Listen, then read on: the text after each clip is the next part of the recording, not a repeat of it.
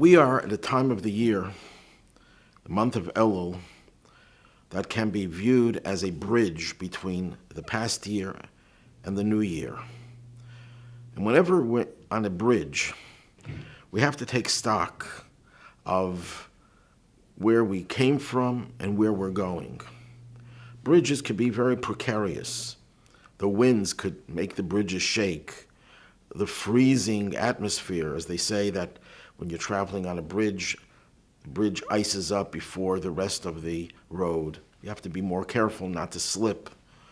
A bridge gives you an opportunity to prepare yourself for the destination. And the month of Elul every year is a time when we prepare for the new year.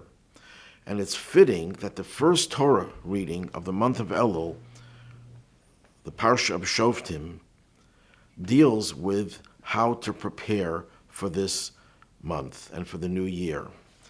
The opening words of this portion read as follows: "You should appoint judges and officers for yourself, for each of your tribes, in all your gates that God, your God, is giving you."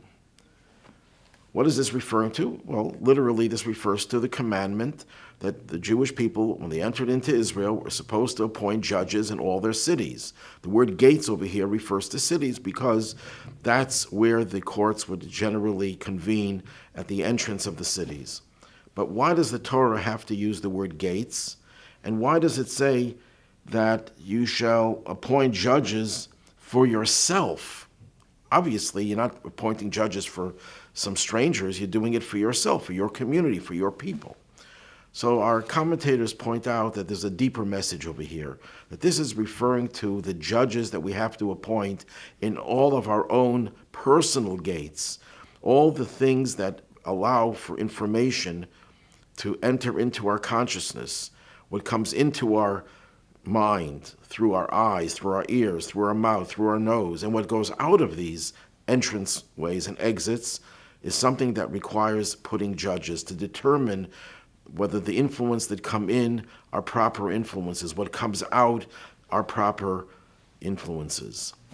And that's what the month of Elul is about. The month of Elul is a time of introspection when we examine whatever transpired in the past year, whether it fit into the purpose for which God put us on this earth, and be able to correct the things that we did wrong and resolve again to make the next year a much better year than this year.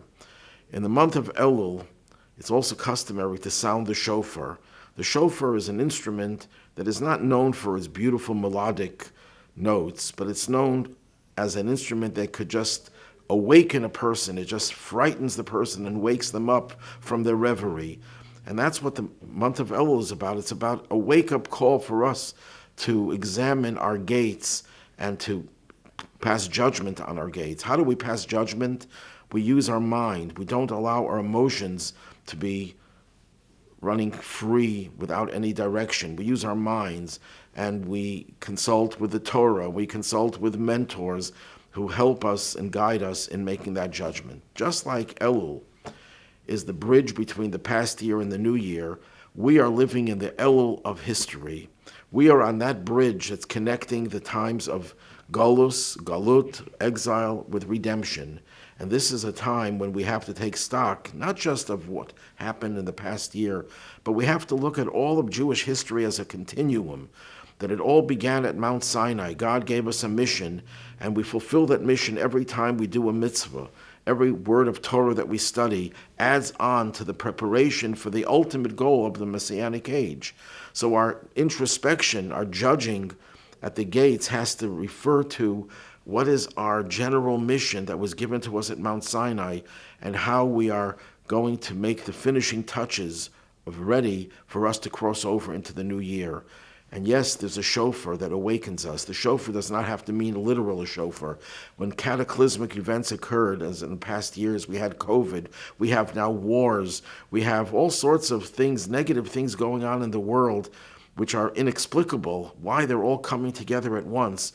But we already know that God sometimes causes these events to happen. While we can't fully fathom God's mind, But when we see cataclysmic events occurring, that to us should be the shofar, the wake-up call for us to make the proper introspection and to make sure that the judges at the gates are doing their job.